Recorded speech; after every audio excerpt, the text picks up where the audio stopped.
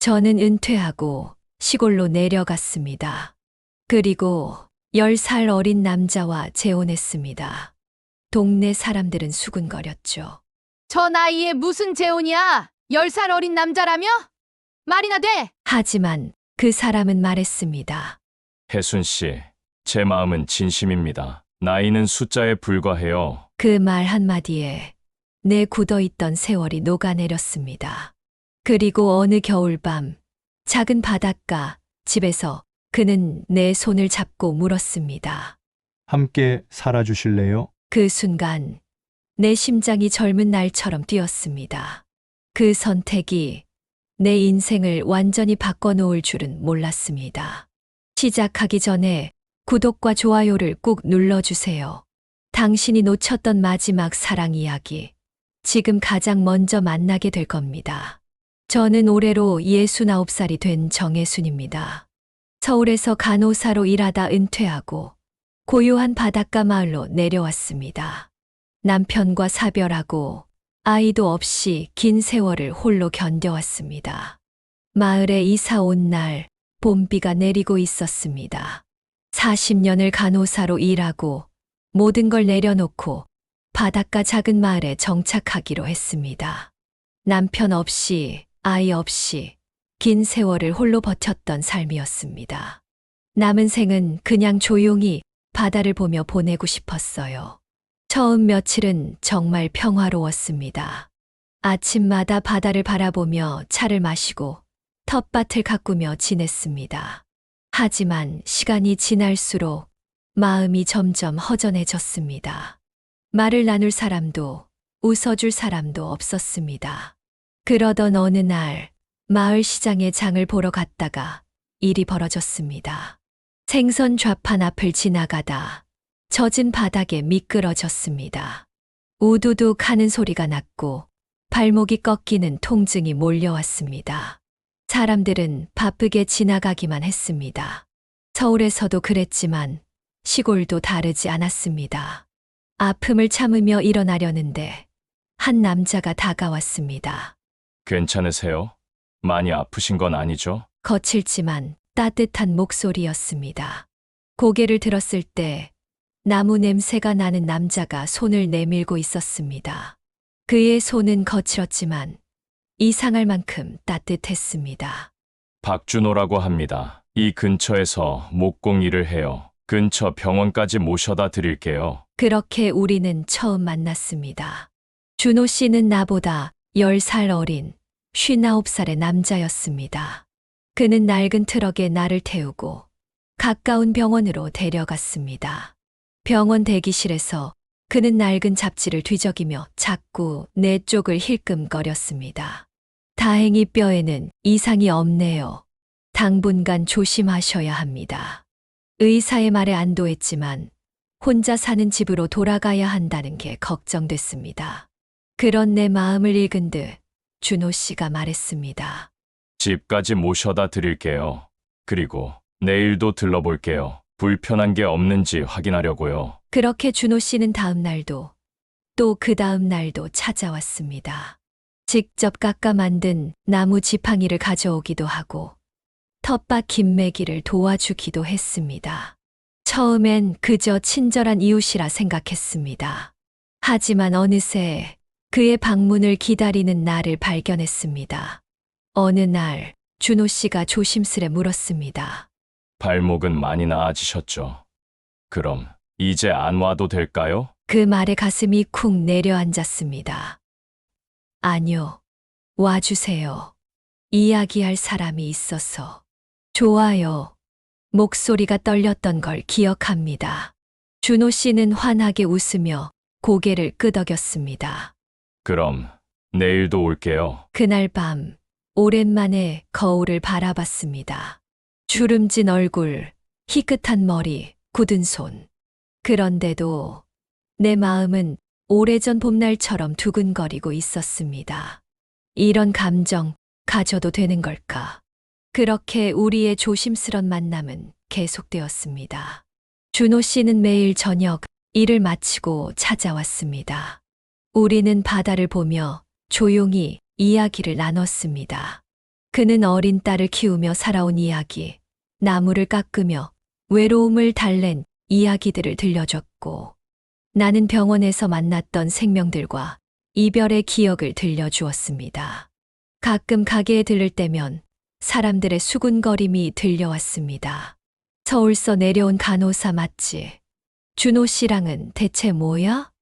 10살이나 차이 난다던데. 하지만 그런 소리는 더 이상 들리지 않았습니다. 준호 씨의 따뜻한 눈빛과 손길이 내 세상의 소음을 모두 지워버렸으니까요. 시간이 지나면서 준호 씨와 나의 관계는 자연스럽게 깊어졌습니다. 이제 그는 굳이 이유를 만들지 않았습니다. 그냥 매일 찾아오는 것이 당연해졌습니다. 나도 그의 시간에 맞춰 차를 준비하고 작은 간식을 만들어 기다렸습니다. 봄이 깊어가던 어느 날 준호 씨가 말했습니다. 혜순 씨, 텃밭을 좀 더 넓혀볼까요? 토마토도 심고 가지도 심고요. 그렇게 우리는 함께 땅을 일구기 시작했습니다. 준호 씨는 묵묵히 삽질을 했고 나는 씨앗을 뿌렸습니다. 땀에 젖은 그의 모습을 보며 나는 이상하게 든든한 기분이 들었습니다. 호미가 무겁죠? 내일 더 가벼운 걸 가져올게요. 준호 씨는 늘 내가 불편해하기 전에 먼저 알아챘습니다. 40년을 간호사로 살아오며 늘 남만 돌보던 내게 처음으로 누군가가 조심스럽게 나를 돌봐주고 있었습니다. 어느 비 오는 날 준호 씨가 자신의 목공소로 나를 초대했습니다. 작은 작업실 안 그는 빗소리를 들으며 나무를 다듬고 있었습니다. 이 나무는 오래 살면서 많은 상처를 입었지만 그 무늬가 더 아름답게 남았어요. 그가 나무를 어루만질 때마다 내 마음도 함께 쓰다듬어지는 것 같았습니다.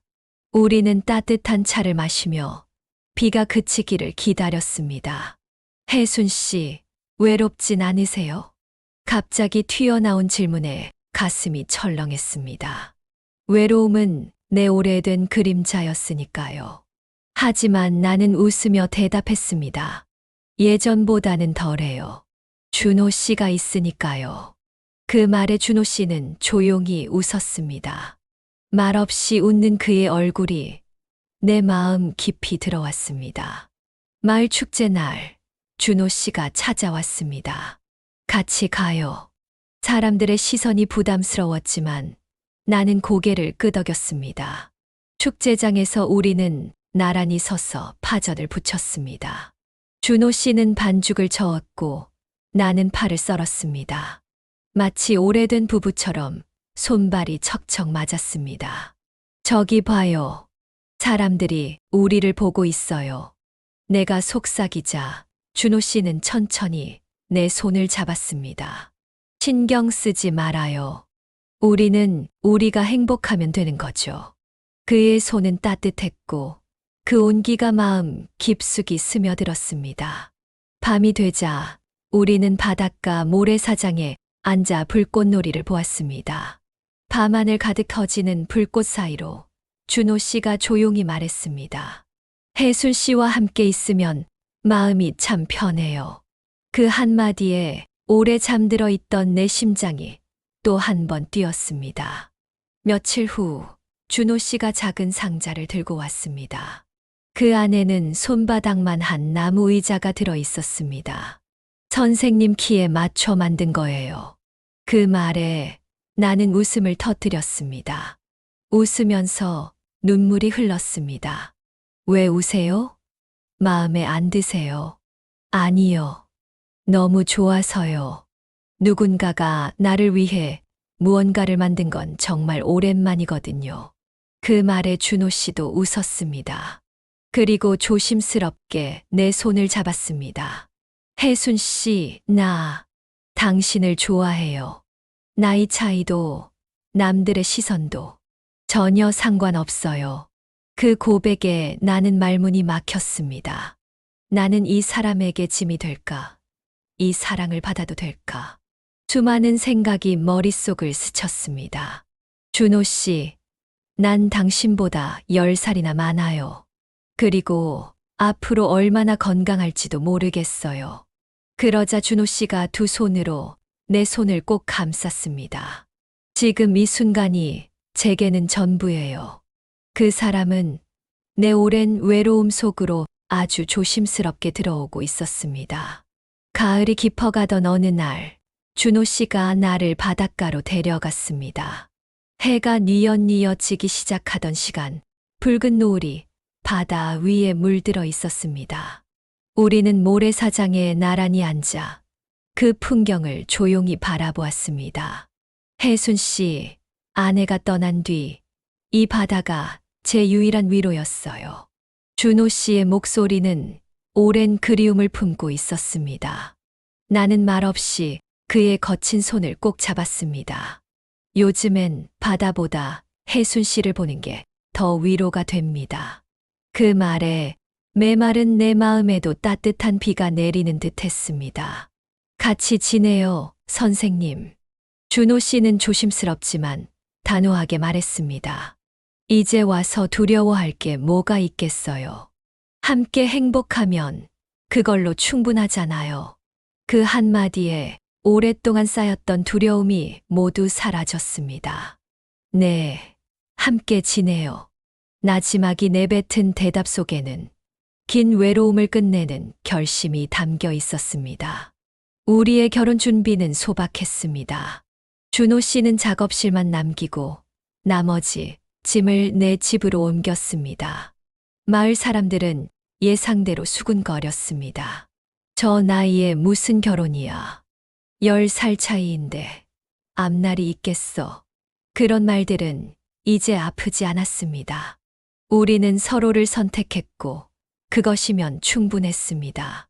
추운 겨울, 마을 어르신 몇 분만 초대해 작은 혼인식을 올렸습니다. 나는 하늘색 카디건을 걸쳤고 준호 씨는 어색하게 넥타이를 매고 있었습니다. 화려하진 않았지만 그날 우리는 세상에서 가장 행복했습니다. 식이 끝난 후 나는 준호 씨에게 말했습니다. 이제 선생님 말고 그냥 혜순이라고 불러주세요. 준호 씨는 수줍게 웃으며 고개를 끄덕였습니다. 혜순아. 그의 떨리는 목소리에 내 마음이 녹아내렸습니다. 결혼 후의 일상은 평화로웠습니다. 아침이면 함께 바다를 보며 차를 마셨고 텃밭을 가꾸며 하루를 보냈습니다. 준호 씨는 일 끝나고 작은 나무 조각을 만들어 왔습니다. 새, 물고기, 꽃. 그의 손끝에서 나무는 다시 살아났습니다. 오늘은 해바라기입니다. 혜순이처럼 늘 밝게 피어나는 꽃이죠. 그런 말을 들을 때마다 가슴이 따뜻해졌습니다. 늙은 얼굴을 그렇게 사랑스럽게 바라봐주는 사람. 고마운 마음이 가득했습니다. 하지만 행복에도 그림자는 드리웠습니다. 우리 결혼 소식을 들은 준호 씨의 딸 서진 씨가 찾아온 것입니다. 38살, 서울에서 직장 생활을 하고 있던 그녀는 다급하게 내려왔습니다. 아버지, 정말 결혼하신 거예요. 서진 씨의 목소리는 떨렸습니다. 준호 씨는 담담하게 대답했습니다. 그래, 혜순 씨와 함께 살기로 했다. 서진 씨는 나를 힐끔 쳐다보더니 입술을 꽉 깨물었습니다. 아버지, 따로 이야기할 수 있을까요? 그들은 마당으로 나갔고 나는 홀로 부엌에 남았습니다. 차를 준비하는 내 손은 떨리고 있었습니다. 창문 너머로 서진 씨의 목소리가 높아졌습니다. 어떻게 그런 결정을 하실 수 있어요? 그분은 아버지보다 10살이나 많잖아요. 준호 씨의 목소리는 여전히 조용했습니다. 나이는 중요하지 않아. 난 지금 행복해. 아버지, 사람들이 뭐라고 할지 생각 안 해보셨어요? 그리고 앞으로 얼마나 오래. 그 말은 끝까지 들을 필요도 없이 가슴을 아프게 파고들었습니다. 그날 밤 서진 씨는 말없이 돌아갔습니다. 준호 씨는 평소보다 조용했습니다. 나는 용기를 내어 물었습니다. 딸, 많이 화났나요? 준호 씨는 한숨을 내쉬었습니다. 시간이 필요할 거야. 서진이도 언젠가는 이해해 줄 거야. 나는 고개를 끄덕였지만 마음 한구석이 무거웠습니다. 내가 이 사람의 행복을 가로막는 건 아닐까. 그런 생각이 가시질 않았습니다. 결혼 1년쯤 지났을 때 이상한 증상이 나타났습니다. 가슴이 자주 뛰고 숨이 가빠졌습니다. 처음엔 나이 탓이라 넘겼지만 증상은 점점 심해졌습니다. 나는 준호에게 말하지 않았습니다. 걱정시키고 싶지 않았으니까요. 그러던 어느 날 텃밭에서 쓰러졌습니다. 눈앞이 캄캄해졌고 숨을 쉴 수 없었습니다. 멀리서 준호의 다급한 목소리가 들렸습니다. 혜순아, 정신 차려, 혜순아. 나는 구급차에 실려 병원으로 갔고 다시 큰 병원으로 옮겨졌습니다. 심장 질환이었습니다. 안정을 취하셔야 합니다. 약물 치료를 시작하겠습니다. 의사의 말에 준호 씨는 힘없이 고개를 끄덕였습니다. 그날 밤 그는 내 손을 잡고 밤새 깨어 있었습니다. 괜찮아질 거야, 혜순아. 내가 있잖아. 그의 다정한 목소리에 마음은 편안했지만 한편으론 미안했습니다. 나는 결국 이 사람의 짐이 되고 말았구나. 일주일 후 집으로 돌아왔습니다. 준호 씨는 침대를 창가로 옮겨 누워서도 바다가 보이게 해줬습니다. 이제 무리하지 말고 푹 쉬어요. 그는 목공일을 줄이고 집안일을 도맡아 했습니다. 약도 챙기고 식사도 챙겼습니다. 그의 손길은 여전히 따뜻했지만 눈빛엔 지친 그늘이 드리워졌습니다. 몸은 점점 약해졌습니다. 말을 하는 것도 걷는 것도 힘들었습니다. 준호 씨는 하루도 빠짐없이 곁을 지켰습니다. 그 손은 여전히 따뜻했지만 나는 느꼈습니다. 나는 이제 이 사람의 짐이다. 어느 날 준호 씨가 약을 사러 나간 사이 서진 씨가 찾아왔습니다.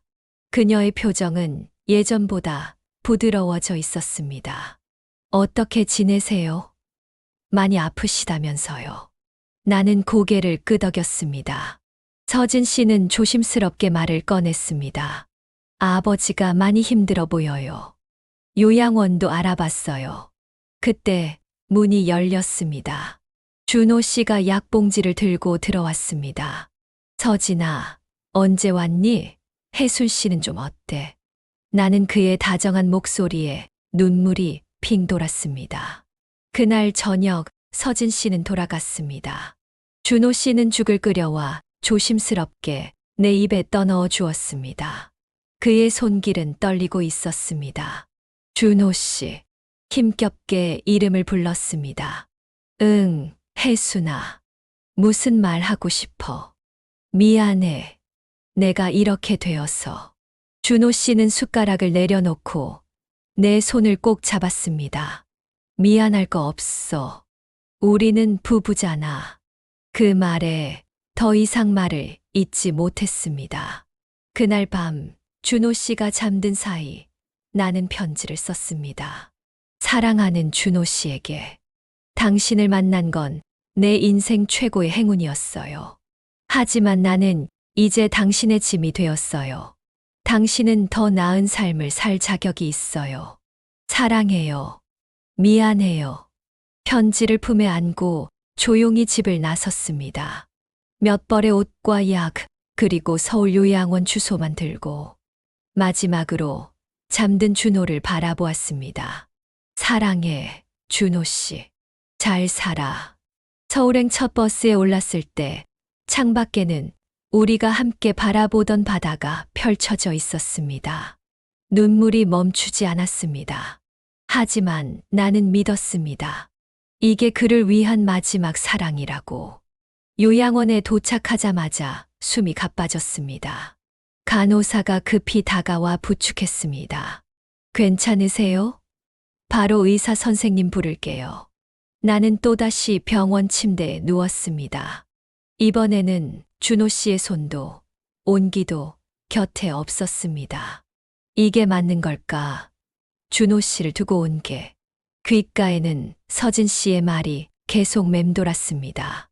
아버지, 저 여자 때문에 인생 망치게 둘 순 없어요. 요양원 침대에 누워있는 동안 나는 매일같이 창밖을 바라봤습니다. 서울의 하늘은 높고 맑았지만 내 마음은 늘 텅 빈 바다 같았습니다. 준호 씨는 연락하지 않았습니다. 아니, 내가 연락하지 못하게 했습니다. 편지만 남긴 채 모든 인연을 끊으려 했으니까요. 시간은 천천히 흘렀습니다. 하루하루 몸은 조금씩 회복되었지만 마음은 점점 더 쇠약해졌습니다. 나는 밤마다 생각했습니다. 준호 씨는 잘 지내고 있을까? 혼자 밥은 챙겨 먹고 있을까? 혹시 내 편지를 읽고 상처받지는 않았을까? 하루는 요양원 복도에 앉아 바깥을 바라보고 있는데 낯익은 실루엣이 보였습니다. 구부정한 어깨, 낡은 코트, 손에 든 작은 꽃다발. 나는 숨을 멈췄습니다. 설마 아닐 거야. 하지만 그 사람이 가까이 다가오자 나는 알 수 있었습니다. 박준호 씨였습니다. 그는 조심스럽게 나를 바라보다가 작은 목소리로 불렀습니다. 혜순아. 나는 그 자리에 얼어붙은 듯 서 있었습니다. 꿈일까, 환상일까, 믿을 수가 없었습니다. 하지만 준호 씨는 천천히 다가와 내 손을 꼭 잡았습니다. 그 손은 예전처럼 거칠고 따뜻했습니다. 왜 왔어요? 나는 겨우 입을 열었습니다. 준호 씨는 작은 웃음을 지었습니다. 찾아다녔어요. 온 동네를, 온 요양원을 뒤졌어요. 눈물이 왈칵 쏟아졌습니다. 왜요? 왜 그렇게까지? 그는 한참을 말없이 있다가 조용히 대답했습니다. 선생님은 내 집이에요. 내 사람이에요. 어디에 있든 다시 데리러 올 거였어요. 나는 울음을 삼키며 그의 품에 안겼습니다. 그 품은 여전히 따뜻했고 모든 외로움을 녹여주었습니다. 그날 저녁 우리는 요양원 마당 평상에 나란히 앉아 있었습니다. 달빛 아래 준호 씨가 말했습니다. 집으로 돌아가요. 혜순 씨. 거기서 같이 살아요. 끝까지 함께요. 나는 고개를 끄덕였습니다.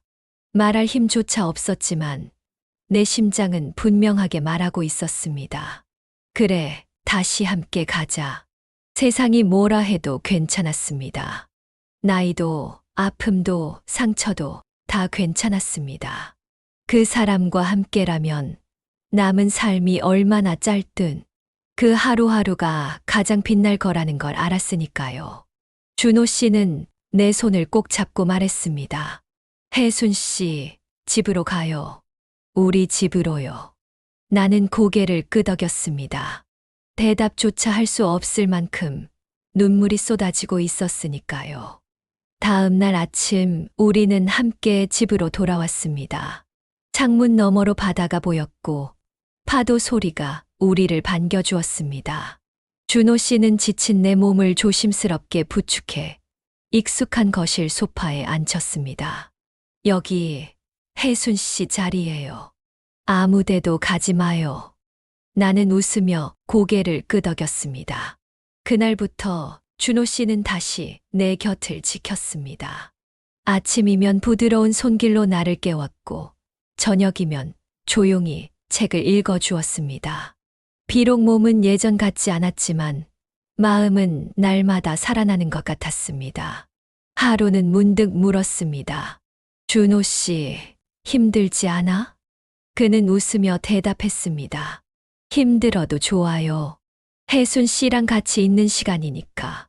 그 따뜻한 한마디가 내 모든 아픔을 덮어주었습니다. 서진 씨도 점점 마음을 열었습니다. 주말이면 손수 만든 반찬을 들고 찾아왔고 함께 저녁을 먹으며 웃기도 했습니다. 어느 저녁 서진 씨가 조심스럽게 말했습니다. 아주머니, 예전에 제가 많이 무례했어요. 죄송해요. 나는 웃으며 고개를 저었습니다. 이해해요. 딸 입장에서 충분히 그럴 수 있었죠. 서진 씨는 눈시울을 붉히며 고개를 숙였습니다. 그 모습을 보며 나는 진심으로 느꼈습니다. 아, 우리는 진짜 가족이 되어가고 있구나. 그날 밤 준호 씨와 마당 평상에 앉아 별을 바라봤습니다. 하늘은 별빛으로 가득했고 바다는 고요히 숨 쉬고 있었습니다. 혜순 씨, 고맙습니다. 준호 씨가 말했습니다. 살아가는 이유를 다시 알게 해줘서요. 나는 조용히 그의 손을 잡았습니다. 나도요. 준호 씨가 아니었으면 나는 아마 살아남지 못했을 거예요. 바람이 불었고 별이 반짝였습니다. 우리는 아무 말 없이 오래도록 서로의 온기를 느꼈습니다. 세상이 우리를 어떻게 바라보든 우리 둘이 함께라는 사실만으로 이 세상 어디보다 따뜻했습니다. 시간은 여전히 흐르고 있었습니다. 내 몸은 예전처럼 자유롭지 않았지만 마음은 누구보다 젊었습니다. 아침이면 준호 씨가 끓여준 따뜻한 죽을 먹고 햇살 좋은 날이면 함께 마당에 나와 앉아 바다를 바라봤습니다. 혜순 씨, 오늘 하늘 참 예쁘네요. 준호 씨가 조용히 말하면 나는 웃으며 대답했습니다. 그래요. 오늘도 살아있어서 참 고마워요. 우리는 서로를 바라보며 하루를 시작했습니다. 특별한 일은 없었지만 매 순간이 특별했습니다. 같은 식탁에 앉아 같은 음식을 나누고 같은 이불 속에서 서로의 온기를 느끼며 잠들었습니다. 서진 씨는 주말마다 손주들을 데리고 찾아왔습니다. 아이들이 마당을 뛰놀고 준호 씨와 함께 텃밭을 가꾸는 모습을 바라보며 나는 속으로 조용히 기도했습니다. 이 시간이 오래오래 계속되기를. 어느 날 밤 준호 씨가 말했습니다. 혜순 씨, 우리에게 시간이 얼마나 남았는지는 몰라요. 하지만 남은 하루하루를 가장 소중하게 살아요. 나는 그의 손을 꼭 잡으며 대답했습니다. 그래요. 오늘을 사랑하면서 살아요. 그 말처럼 우리는 하루하루를 사랑하며 살았습니다. 비 오는 날이면 창가에 앉아 빗소리를 들었고 맑은 날이면 바닷가를 천천히 걸었습니다. 힘이 들 때면 잠시 멈췄고 괜찮을 때는 다시 걸었습니다. 어쩌면 인생은 그런 것일지도 모릅니다. 빨리 달리는 것이 아니라 함께 천천히 걷는 것. 끝까지 서로를 기다려주는 것. 오늘도 우리는 작은 마당 평상에 앉아 있습니다. 바다는 여전히 잔잔하고 하늘은 저녁 노을로 물들어가고 있습니다. 서로의 손을 꼭 잡고 말없이 미소 지으며 그것만으로도 충분했습니다. 이 이야기를 들어주신 여러분, 고맙습니다.